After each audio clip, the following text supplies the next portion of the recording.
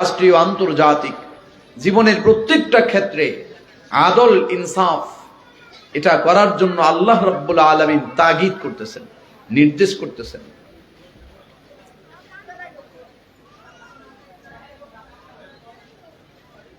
যখন সমস্ত নবী রাসূলের পালা শেষ হয়ে গেল, হযরত ঈসা আলাইহিস সালাতু ওয়াস সালামের মাধ্যমে আমাদের নবী আসার আগ পর্যন্ত অন্য সকল নবীর দরজা বন্ধ হয়ে গেল। আমাদের নবী আসার আগ পর্যন্ত লম্বা একটা সময় জমিনের মানুষ অন্যায় অপরাধ অপকর্ম করতে করতে এগুলোর প্রতি অভ্যস্ত হয়ে গেছে। এমনকি জমানাটার নাম পর্যন্ত পরিবর্তন হয়ে গেছে। মানুষ এই জামানাকে জাহেলি যুগ বলে। এমন এক নিকৃষ্ট জামানা, কিয়ামত পর্যন্ত মানুষ এটাকে স্মরণ রাখবে যে এটা জাহেলি জামানা, খারাপ জামানা, নিকৃষ্ট জামানা। ওই জামানায় মানুষ মানুষের সাথে কি ব্যবহার করতে হয়, কিভাবে ব্যবহার করতে হয়, চাল চলন, মুআমালা, মুআশারাত, আমল, আখলাক, আদর্শ কিছুই ছিল না। ওই অবস্থায় আল্লাহ তাআলা নবীজি আলাইহিস সালাতু ওয়াস সালামকে জমিনে পাঠাইলেন। ওই জমিনে, যেই জমিনটা যেই জামানায় সবচেয়ে নিকৃষ্ট ছিল, ওইখানে আল্লাহ তাআলা নবীজিকে পাঠায়া এই আয়াত নাজিল করেন, এই জমিনের মানুষ, তোমরা ইনসাফ করো, ইহসান করো, আদল করো। বলেন সুবহানাল্লাহ। ওই জামানায় পৃথিবীর জমিনে যে মানুষগুলা ছিলেন, যে মানুষগুলা নবী আলাইহিস সালাতু ওয়াস সালামের উপর কালিমা পড়া মুসলমান হয়ে গেছেন, ওই মানুষগুলা এটা চিন্তা করেছে পৃথিবীর ইতিহাসে, বিশেষ করে আরব এই কান্ট্রিগুলোতে এমন সুন্দর নসিহত করনেওয়ালা কোন মানুষ আমাদের জীবনে দেখি নেই। আমরা তো সদা সর্বদা মারামারি কাটাকাটি করতেই ব্যস্ত। আমাদের এই জামানার মানুষগুলা বড় খারাপ। কত খারাপ হয়ে গেছে। বাবা তার সন্তানের সাথে জিনা করে, নাউজুবিল্লাহ। সন্তান তার মায়ের সঙ্গে জিনা ব্যভিচার করে, ভাই বোনের সাথে, বোন ভাইয়ের সাথে, এমন কোনো বাছবিচার নাই। এই জাতীয় যখন সব নিকৃষ্টতায় ভরা জামানা, যখন এত খারাপ, ওই জামানায় রব্বে কাবা বলেন, তোমরা বিচার ব্যবস্থা কায়েম করো, আখলাক কায়েম করো, ইনসাফ কায়েম করো। পৃথিবীর চূড়ান্ত পর্যায়ে জুলুম চলেছে যেই জামানায়। বাবা ইন্তেকাল করবে, তো ইন্তেকালের আগে সন্তানরে ডেকে বলতেছে, ওই গোত্রের অমুক ব্যক্তির সাথে আমার সাথে দ্বন্দ্ব, মারামারি কাটাকাটি লেগে আসছে, এটা তোমার দাদার জামানা থেকে। দাদা, তোমার দাদা যাওয়ার সময় আমাকে ওসিয়ত করে গেছে, আমি যেন এই দ্বন্দ্বটা চালায়া যাই। আমি যাওয়ার সময় আমার সন্তান হিসেবে তোমাকে ওসিয়ত করে যাই, আমি যাওয়ার পরে তুমি এই দ্বন্দ্বগুলা চালায়া যাইবা, বন্ধ করবা না। জোরে বলেন নাউজুবিল্লাহ। মুহতারাম হাজিরিন, এমন নিকৃষ্ট জামানা, এমন নিকৃষ্ট জামানা, যেই জামানায় জুলুম, নির্যাতন, অন্যায় অপকর্মের কোনো শেষ ছিল না। ওই জামানায় নবী আলাইহিস সালাতু ওয়াস সালামের মাধ্যমে রব্বুল আলামিন বলেন, ও জমিনের মানুষ, তোমরা আদল করো, ইনসাফ করো, ন্যায় বিচার করো, সাবধান, একে অপরের উপর জুলুম করো না। হ্যাঁ, এতটুকু হতে পারে তোমার উপর কেউ জুলুম করেছে, তো তুমি যদি তার প্রতিশোধ নিতে যাও, তো সে যতটুকু করেছে অতটুকু করবা, এর একটু বেশি করা যাবে না, একটু বেশি করা যাবে না। প্রথম কথা হলো, সে যদি তোমার উপর জুলুম করে থাকে, তুমি তাকে মাফ করে দাও। দ্বিতীয়, তুমি যদি তার জুলুমের প্রতিশোধ নিতে চাও, তো এতটুকু করো, ও তোমাকে যতটুকু জুলুম করেছে তোমার উপরে, এর জাররা পরিমাণের জন্য বেশি না হয়। এটার নাম আদল। এবং এর নমুনা নবীজি আলাইহিস সালাতু ওয়াস সালাম দেখাইছেন, দুই ভাবেই দেখাইছেন। প্রথম নাম্বার হইলো, কেউ জুলুম করছে তো তারে মাফ করে দাও। নবীজি আলাইহিস সালাতু ওয়াস সালাম প্রথমটা দেখাইছেন মাফ কইরা। যত জায়গায় নবী আলাইহিস সালাতু ওয়াস সালামকে কষ্ট দেওয়া হয়েছে, আঘাত করা হয়েছে, আল্লাহর নবী যে হাত দিয়ে আঘাত করেছে, হাতটা ধরে মালিশ করেছেন। হাতে ব্যথা পেয়েছো কিনা মালিশ করেছেন, উল্টা তার কাছে, তার সাথে তাকে বুঝাইছেন, তুমি ব্যথা পাইলে আমারে মাফ করে দিও। আখলাক দেখাইছেন নবী আলাইহিস সালাতু ওয়াস সালাম। তায়েফের জমিনে আল্লাহর নবী কি পরিমাণ নির্যাতনের শিকার হয়েছে। বেদিন বেঈমান কাফেরের গোষ্ঠী হাবিবে কিবরিয়া পয়গম্বর আরবিকে কি পরিমাণ নির্যাতন করেছে সবার জানা আছে।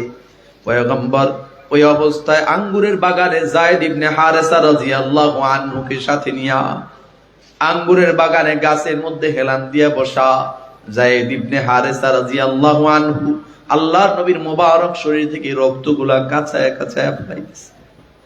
ওই অবস্থায় ফেরেশতা আয়েশা বলতেছে, আল্লাহর নবী হুকুম দেন পাহাড়টা দুই পাশ থেকে চাপা দিয়া ধ্বংস করে দিই। আল্লাহর নবী বলেন, ফেরেশতা এই মানুষগুলা বুঝে না, ওরা যদিও না বুঝে কিন্তু ওদের পরবর্তী প্রজন্ম এমন আসবে যারা আমার উপরে ঈমান আনবে, যারা কালিমা পড়বে, মুসলমান হবে, আল্লাহ তাআলার পেয়ারা হবে, কোনো সন্দেহ নাই। মুহতারাম হাজিরিন, এটা নবী আলাইহিস সালাতু ওয়াস সালামের মহানুভবতা। আল্লাহর নবী ক্ষমা করেছেন। আবার আল্লাহর নবী মক্কাতুল মুকাররমা যখন বিজয় হয়ে যায়, আল্লাহর নবী বিজয় অর্জন করলেন, ফাতহে মক্কা, সব মানুষগুলারে আল্লাহর নবী মাফ করছেন, কিন্তু কিছু কিছু মানুষকে মাফ করেন নাই। কথা কয় না? নবী আলাইহিস সালাতু ওয়াস সালাম সাহাবায়ে কেরামের মজলিসে, আল্লাহর নবী বয়ান করতেছেন, সাহাবায়ে কেরামের মজলিসে বসা, সাহাবায়ে কেরামের ভিতরে একটু একটু কানা ঘুষা চলতেছে, নাড়াচড়া চলতেছে, কি যেন নবীজিরে বলতে চায় কিন্তু সাহস হয় না। শেষ পর্যন্ত নবী আলাইহিস সালাতু ওয়াস সালাম লক্ষ্য করলেন হযরত উসামা ইবনে যায়েদ রাদিয়াল্লাহু আনহু। নবী আলাইহিস সালাতু ওয়াস সালাম উসামা ইবনে যায়েদকে হযরত হুসাইন এবং হাসান রাদিয়াল্লাহু আনহুর মতো আদর করতেন, ছোট্ট শিশু নাতি। হযরত উসামা নবীর পাশে এসে হাজির, কানের কাছে দাঁড়ায়া নবী আলাইহিস সালাতু ওয়াস সালামের মুবারক কানের কাছে দাঁড়ায়া হযরত উসামা বলে, ওগো নবী, আপনার কাছে একটা আরজি করতে আসলাম। নবীজি বলেন, কি বলবা বলো। হযরত উসামা বলে, নবী, ওই যে মহিলা ধরা খাইছে চুরিতে, চুরি করতে গিয়ে যে মহিলা ধরা খাইছে, ওই মহিলার হাত কাটার জন্য নির্দেশ করেছেন, কিন্তু ওই মহিলা তো একটা সম্ভ্রান্ত পরিবারের মেয়ে, সম্ভ্রান্ত পরিবারের সন্তান, এজন্য তার হাত কাটাটা একটু কি বলে মওকুফ করা যায় কিনা, তার শাস্তিটা একটু কমায়া দেওয়া যায় কিনা। নবী আলাইহিস সালাতু ওয়াস সালাম এত পরিমাণ রাগ হইছেন, চেহারা মুবারক লাল হয়ে গেছে। সাহাবায়ে কেরাম জানতেন যে নবী আলাইহিস সালাতু ওয়াস সালামকে এটা বলা যাবে না, কিন্তু তারপরও সবাই নিজেরা নিজেরা মশওয়ারা করছেন যে উনি তো একটা সম্ভ্রান্ত পরিবারের মেয়ে, যাই হোক যে কোনো কায়দায় চুরিতে ধরা পড়ছে বা চুরি করছে, তার শাস্তিটা একটু কমানো যায় কিনা। নবী আলাইহিস সালাতু ওয়াস সালামের চেহারা মুবারক লাল হয়ে গেছে, প্রচন্ড রাগ হয়ে নবী আলাইহিস সালাম মিম্বরে দাঁড়ায় গেলেন, বক্তব্য রাখা শুরু করলেন। আল্লাহর নবী বললেন, শোনো, তোমাদের অতীত বাহিনী, অতীত মানুষগুলা কেন ধ্বংস হয়েছে জানো?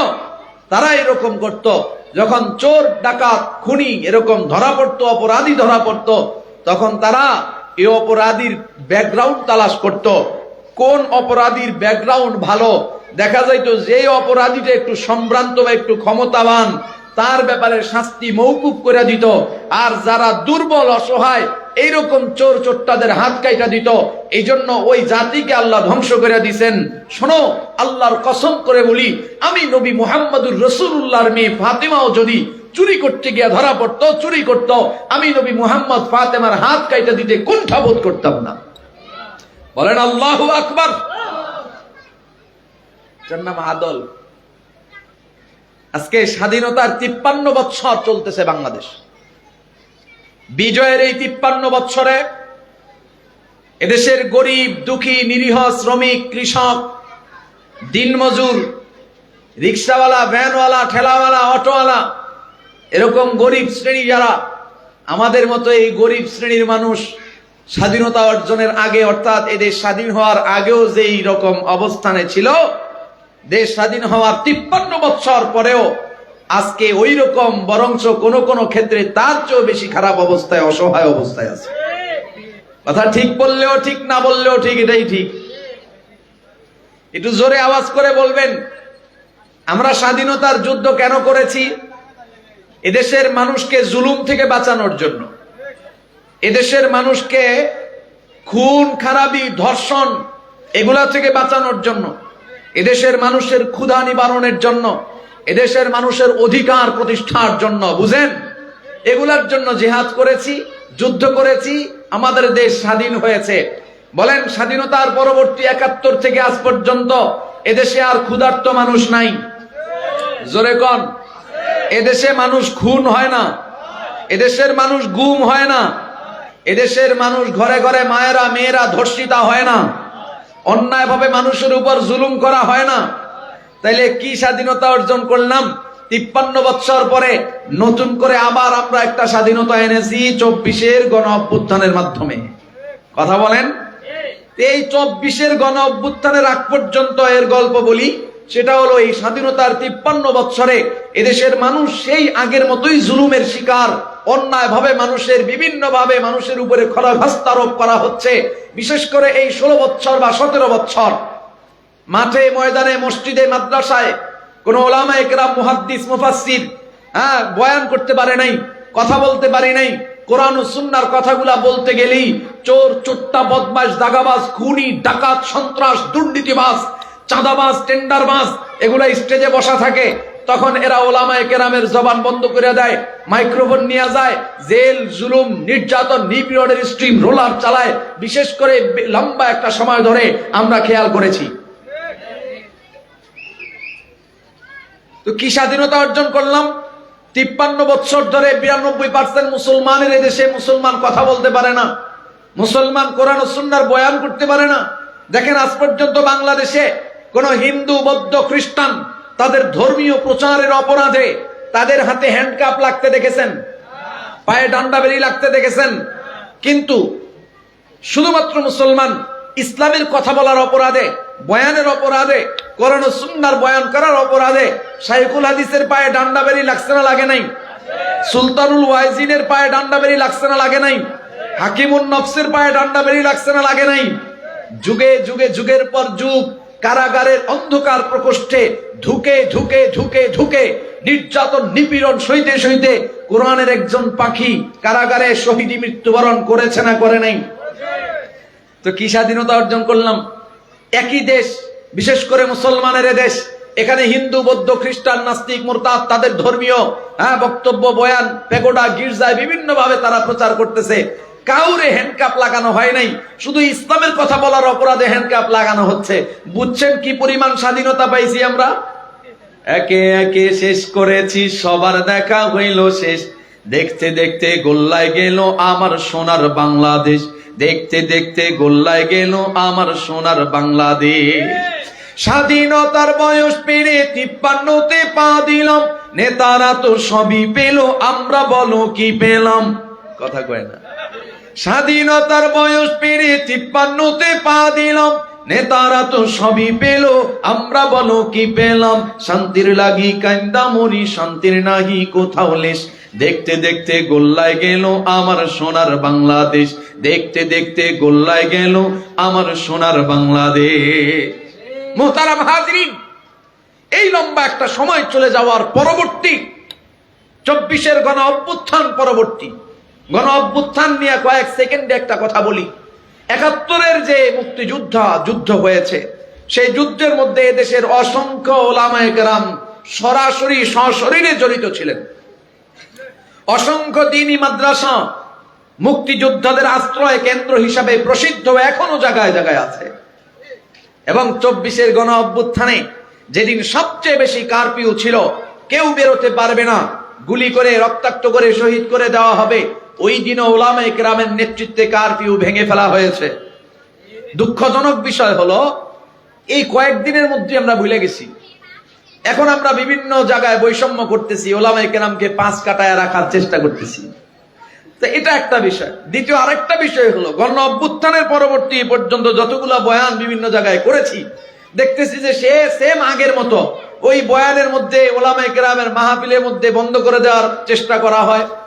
বিভিন্ন ভাবে হেনস্থার শিকার ওলামায়ে কেরাম, মসজিদ মাদ্রাসা, আবার স্টেজের মধ্যে আইসা বসে সেম আগের মতো, শুধু ব্যানার পরিবর্তন হয়েছে। ওলামায়ে কেরামরে বসায় রাখা ঘন্টা মানে আধা ঘন্টা 45 মিনিট একজন একজন করে বক্তৃতা দিতেছে, অমুক ওয়ার্ডের সভাপতি, সেক্রেটারি, এই সে আবিজাবি। ভাই বক্তৃতা দে, সমস্যা নাই, তোমরা এলাকার মানুষ দিবাই তো।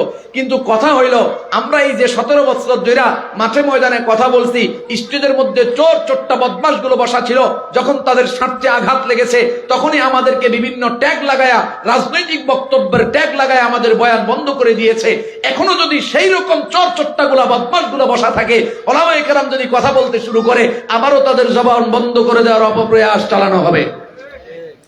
কিন্তু আমরা সচেতন হব। 92% মুসলমানের এদেশে, বিশেষ করে নতুন স্বাধীনতার পরবর্তী বাংলাদেশে, কোন ওলামায়ে কেরামের জবানের উপর খড়গ হস্ত আরোপ করা চলবে না। জবান বন্ধ করে দেওয়ার অপপ্রয়াস সহ্য করা হবে না। কোন মসজিদ, কোন মাদ্রাসা, কোন মাহফিল, কোন মুহাদ্দিস, মুফাসসির, ওলামায়ে কেরাম কোরআন ও সুন্নাহ থেকে স্পষ্ট বয়ান করবেন। কেউ যদি বাধা দিতে আসে, প্রয়োজনে আমরা তার বিরুদ্ধে ওই তাৎক্ষণিকভাবে ওখানে প্রতিবাদ করব, প্রতিহত করব। রাজি আছি? আওয়াজে মনে হয় যে রাজিও এমন একটা বেশি নাই। শুনেন, কোন দেশে বাস করতেছি? আল্লাহ বলেন আদল করো। আমি আয়াতের কথা বলতেছি, বানায়া বলতেছি না। এদেশে 2001 থেকে পরবর্তী পর্যন্ত, বিশেষ করে এই যে লম্বা 16টা বছর বা 17 বছর গেছে, 92% মুসলমানের দেশে নবাব সলিমুল্লাহর দেওয়া জায়গা ঢাকা ভার্সিটি, সেখানে ভিতরে একটা ছোট্ট মসজিদ আছে। এই 16 বছর ধরে ওই মসজিদে আজান দিতে দেওয়া হয় নাই, নামাজ পড়তে দেওয়া হয় নাই। বোনেরা একটা নামাজের জায়গা করেছিল, আপনারা জানেন, মিডিয়ায় দেখেছেন, বারান্দার মতো একটা জায়গা ছোট্ট, ওখানে ছাত্রীরা, মেয়েরা নামাজের একটা ব্যবস্থা করেছিল। তাদেরকে জঙ্গি ট্যাগ লাগায়া, সন্ত্রাসী ট্যাগ লাগায়া নামাজের জায়গা বন্ধ করে দেওয়া হয়েছে।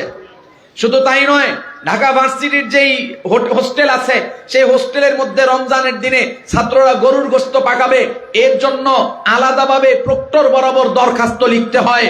আর সেই দরখাস্ত লেখার পরে প্রক্টর অনুমোদন দিলে সেই জায়গার আবার মুসলমান নামদারি ছাত্ররা প্রতিবাদ করে হোস্টেলে গরুর গোশত রান্না করতে দেওয়া হবে না।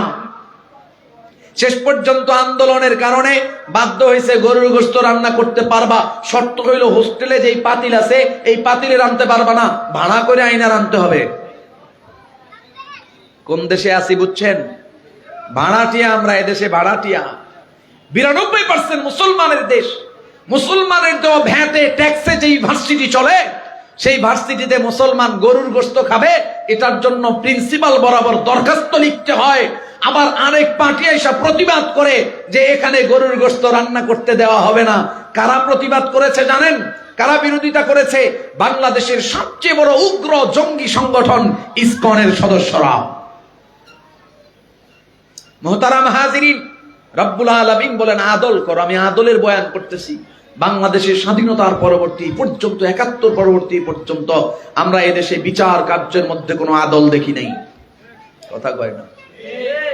গরিব আরো গরিব হয়েছে, জুলুমে জুলুমে নিঃশেষ হয়েছে, আর ওরা ক্ষমতাকে অপব্যবহার করে দিন দিন আঙ্গুল ফুলে কলা গাছ হইছে। জিজ্ঞাসা করলাম জেল থেকে বের হইতে এত দেরি কেন একজনের ব্যাপারে, কয় হুজুর অপরাধ করে জেলে গেলে বের হওয়া সহজ, কিন্তু বিনা অপরাধে জেলে গেলে বের হওয়া কঠিন, কারণ তার তো কোনো মামলাই নেই, কাগজপত্রই নাই। কাগজপত্র ঠিক করবো কি আর তারে বের করবে কেমনে? কথা কয় না? ইন্নাল্লাহা ইয়া'মুরু বিল আদলি ওয়াল ইহসান। রব্বে কাবা বলেন জীবনের প্রত্যেকটা সেক্টরে, ব্যক্তি জীবন, পারিবারিক জীবন, সামাজিক জীবন, ব্যবসায়িক জীবন, রাজনৈতিক জীবন, রাষ্ট্রীয় জীবন, আন্তর্জাতিক জীবন, জীবনের প্রত্যেকটা সাইডে তুমি আদল করবা, এমন ভাবে বিচার করবা, এমন ভাবে ব্যবস্থাপনা করবা, তুমি আরেকজনের কাছ থেকে যে এরকম ব্যবহার আশা করো, তুমি আরেকজনের কাছ থেকে যে এরকম বিচার আশা করো, ও জমিনের বিচারক, তুমি ওই ব্যক্তির উপরে ওই রকম বিচার করবা। আমি যেটা কামনা করি আরেকজন আমার সাথে এই ব্যবহার করুক, এই বিচার করুক, তো আমি আরেকজনের উপরে এরকমই বিচার করব। কথা বলেন? এটার নাম আদল। ইনসাফের রাষ্ট্র, প্রশাসনিক সর্বোচ্চ পাওয়ারে যিনি দাঁড়াইছেন, মদিনার মসনদে দাঁড়ায় বলতেছেন, এই মদিনার মানুষ, আমি ওমর দাঁড়াইছি, তোমাদের প্রেসিডেন্ট, প্রধানমন্ত্রী, তো তোমরা যদি কোনো অন্যায় অপকর্ম করো, অপরাধ করো, তো তোমাদেরকে সংশোধন করার জন্য আমি ওমর আছি।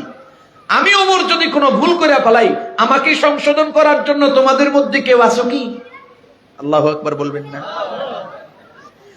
কিতাবে লেখা হয় হযরতে ওমর একবার বললেন, দুইবার বললেন, মদিনাবাসী নীরব হয়ে গেল, কোনো কথা নাই।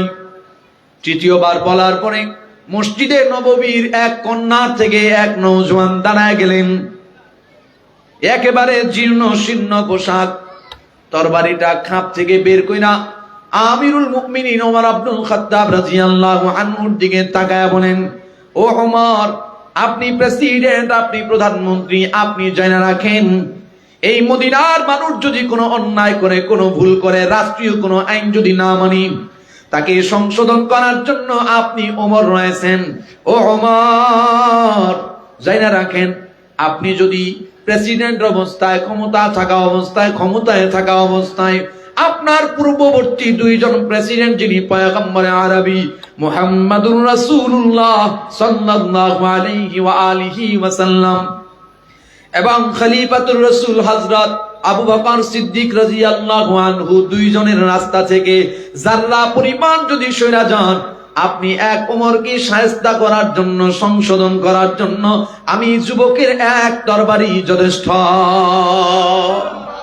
মুহতারাম হাজিরিন, এমন জবাবদিহিতার সরকার, এমন জবাবদিহিতার প্রেসিডেন্ট যখন ছিলেন, তখন সারা দুনিয়ায় শান্তি ছিল। শুধু মানুষের মাঝে শান্তি ছিল তা নয়, পশু পাখির মধ্যে, অন্যান্য মাখলুক গুলার মধ্যেও শান্তি ছিল। যেদিন থেকে জবাবদিহিতার সরকার নাই, ওই দিন থেকে জমিনের মধ্যে অন্যায় অপকর্ম বেড়ে চলেছে, শান্তি নাই, জবাবদিহিতা নাই। বুঝেননি? একটা বালিশ বা কয়টা বালিশ? দুইটা বালিশ নিচতলা থেকে সাততলা পর্যন্ত উঠাইতে কয় কোটি টাকা খরচ হয়? বাংলাদেশের ইতিহাস, কথা কয় না, কোন জায়গার ইতিহাস? বাংলাদেশে। এই যে গত কয়েক বছর আগে ক্যাসিনো সম্রাটদেরকে ধরা হয়েছিল, সেখানে ছাত্রলীগের এক ছাত্র নেতার বাসা থেকে 2000 না 4000 কোটি টাকা উদ্ধার করা হয়েছে, দেশের মানুষের টাকা। একজন কমিশনার, জানি আমি এখানের কথা বলছি না, আমি তো এখানের কাউরে চিনিও না, একজন কমিশনার বা একজন চেয়ারম্যান মেম্বার ইলেকশন করবে, সে প্রায় কোটি টাকা পর্যন্ত খরচ করে, কথা কয় না? কারণ তার বিশ্বাস এটা, সে জানে এটা সিস্টেমই হয়ে গেছে এমন যে আমি 10 লাখ খরচ করব তো আমি কোটি টাকা উঠাবো, কোটি টাকা খরচ করব 10 কোটি উঠাবো, কথা কয় না? কারণ কি? জবাবদিহিতা নাই, জবাবদিহিতা নাই। এই যে দেখেন জ্বলন্ত নমুনা, ওই কাজীপাড়ায় রেল স্টেশন ধ্বংস হয়েছে, ওটা ঠিক করতে 300 কোটি টাকা লাগবে। শেষ পর্যন্ত কত দিয়ে ঠিক করা হয়েছে? 22 লাখ। এবার বুঝছেন? এই যে বলছি একে একে শেষ করেছি, সবার দেখা হইল শেষ। হ্যাঁ, একজনের হক নষ্ট করছেন, একজনের কাছে মাপ চাইতে পারবেন, যদি তৌফিকে কুলায় একজনের কাছে গিয়া মাপ চায় আপনি মরতে পারবেন, সুযোগ আছে। এদেশের জনগণ কত? 20 কোটি? না, এটা ভুল। 20 কোটি জনগণ আমাদের দেশে না। মূলত আমাদের দেশের 20 কোটি জনগণের এরকম ছোট্ট একটা সংখ্যা দেখায়া বিদেশের দাদা বাবুগেরে খুশি করার জন্য তারা এতদিন এটা প্রচার করছে। দাদা বাবুগেরে বুঝায় যে আমাদের দেশে জন্ম নিয়ন্ত্রণ চলতেছে, আমেরিকার দাদা বাবুরা আমাদের দেশে ডোজ দেয়, তো আমাদের দেশের এই ডোজ নেওয়ারা ডোজ নেয়, কিন্তু যারা ডোজ তৈরি করে আমাদের দেশে পাঠায় তারা কিন্তু ঠিকই ডোজ ব্যবহার করে না, কথা কয় না? এই যে দেখলেন না, নির্বাচন হইল, নারীর ক্ষমতায়ন আমেরিকা আমাদের মধ্যে ঢুকায়া দিছে। হ্যাঁ, নারীকে যত বেশি বেশি ক্ষমতার মধ্যে বসানো যায়, অথচ সেই আমেরিকা বাংলাদেশের মানুষকে বৃদ্ধাঙ্গুলি দিয়ে দেখায়া দিছে, দেখ আমরা ঠিকই নারীর ওয়াজ করি, কিন্তু আমরা নিজেরাও নারীর ক্ষমতায়ন মানি না।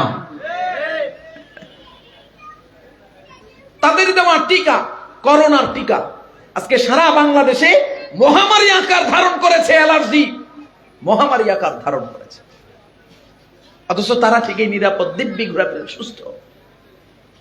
তাদের দেওয়া ডোজে আমরা নাচি, কিন্তু তারা ঠিক মতোই, তারা বুঝে কোনটারে কোন ডোজ দিয়ে বসাইতে হবে। এই জন্য তাদের দেওয়া ডোজে নাচানাচি করা যাবে না।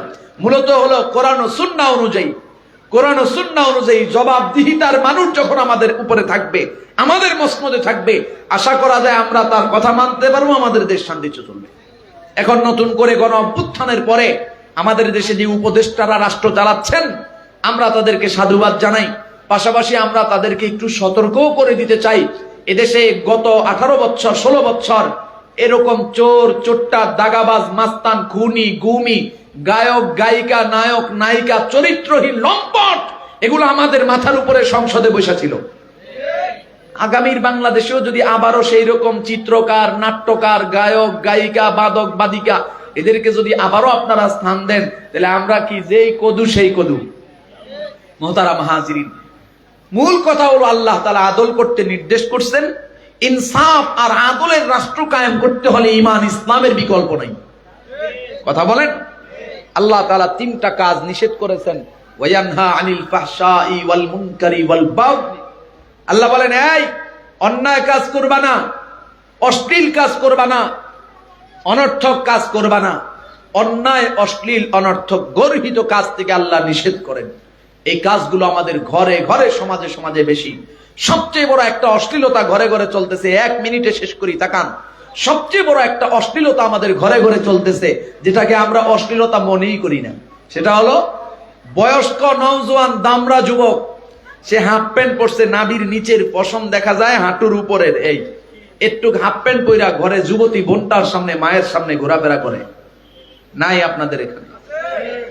যুবতী মেয়েটা ওড়না ছাড়া টাইট একটা গেঞ্জি টাইট একটা প্যান্ট চোষ পায়জামা বলে সম্ভবত, এরকম পইরা যুবক ভাইয়ের সামনে দিয়ে ঘোরাফেরা করে, নাচানাচি করে, এই দুষ্টামি করে, এই করে ওই করে ঘরের মধ্যে। এটা হলো ট্রেন্ড, ফ্যাশন। ফ্যাশন নয়, এটা নষ্টামি, এটা বেহায়াপনা। সাবধান। মায়ের সামনে নওজোয়ান যুবক, অবশ্যই মা মায়ের জায়গায় ঠিক আছে, কিন্তু আমাকে আল্লাহ যতটুকু সতর দিয়েছেন অতটুকু অবশ্যই ঢেকে রাখতে হবে। ওইটা শুধু মা না, সকলের সামনেই ঢেকে রাখতে হবে। কথা কয় না?